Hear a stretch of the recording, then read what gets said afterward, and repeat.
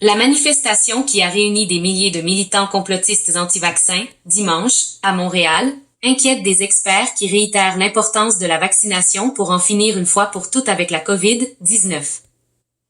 À lire aussi, COVID-19, plus de 2000 nouveaux cas pour une deuxième journée consécutive.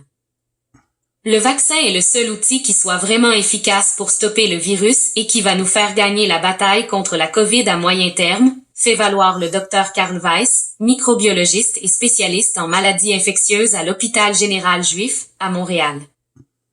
Les chiffres compilés depuis 2 semaines donnent des sueurs froides. Dimanche, le Québec a établi un record de nouvelles infections avec 2146 tests positifs sur son territoire en 24 heures.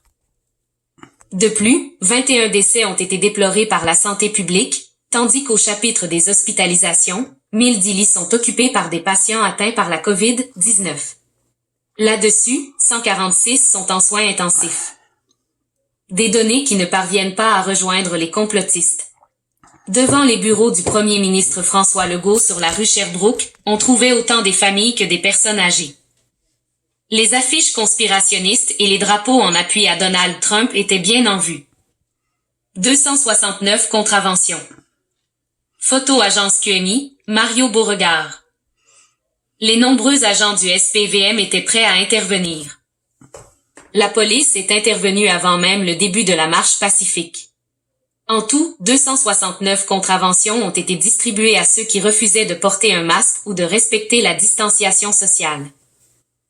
Les participants à ce méga rassemblement n'ont pas hésité à qualifier les mesures sanitaires de dictature pour finalement s'agglutiner au parc La Fontaine afin d'assister au discours de figures importantes du mouvement, telles que l'actrice Lucie Laurier et le policier du peuple, Maxime Ouimet.